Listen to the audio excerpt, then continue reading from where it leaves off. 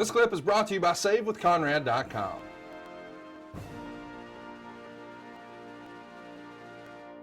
And then you beat Val to win the European title. Was this a big deal for you, or just another day at the office to win the European Championship?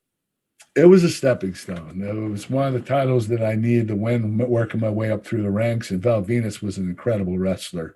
I really loved working with him.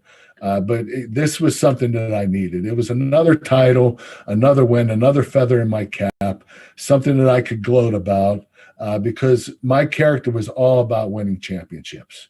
I wanted every championship in the book.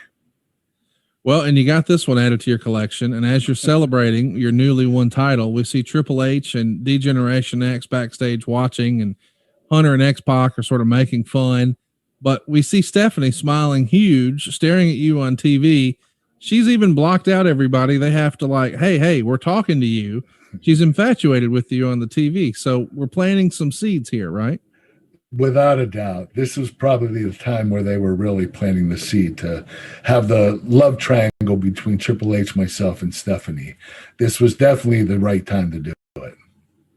On Monday, February 14th, you announced that since you've won the title, tourism in Europe is through the roof. Meanwhile, the stock market has crashed here in America and crime is higher than ever. So, of course, Chris Jericho wins the Intercontinental title. You challenge him for the title at No Way Out.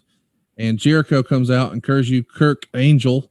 And then you start your feud with Jericho. But you also take a DDT from China, and you end up facing her in a really short match on Smackdown that week. She wins by DQ when you hit her with the title belt. No Way Out 2000, February 27th. Meltzer said it was one of the better WWF pay-per-view shows in recent memory. Again, another sellout. And they kick off in style. The opening match is Kurt Angle and Chris Jericho. It gets 3 stars. And you pin Chris Jericho 10 minutes and 14 seconds in to win the Intercontinental title. How's working with Jericho here in the opening match on the pay-per-view? I always enjoy working with Chris. He was very innovative. He had great concepts and ideas. We came up with some great stuff for that match. And, you know, he's one of the best in the business. I have a lot of respect for Chris. We often hear a lot of times people say, especially old timers, nobody's guaranteed a spot at WrestleMania, but when you're the Intercontinental Champion and the European Champion, you're pretty much guaranteed a spot at WrestleMania.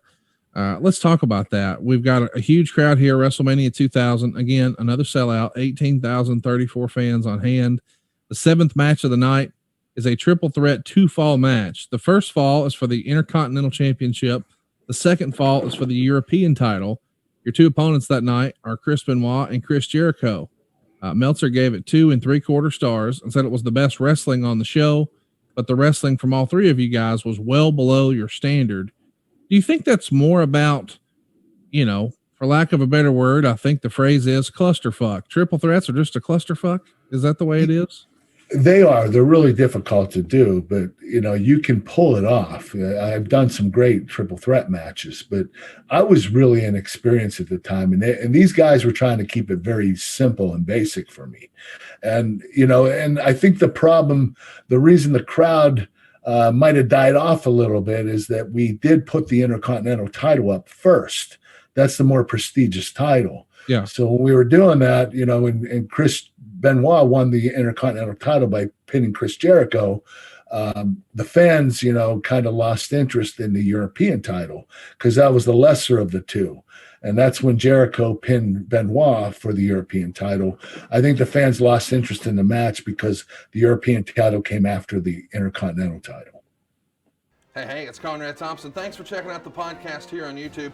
Be sure to hit the subscribe button and the notifications bell so you get a notice anytime we upload some new content. And go save yourself some money right now. If you're in a 30-year loan or you have credit card debt, it's not a matter of if I can save you money. It's a matter of how much. Find out right now for free at SaveWithConrad.com.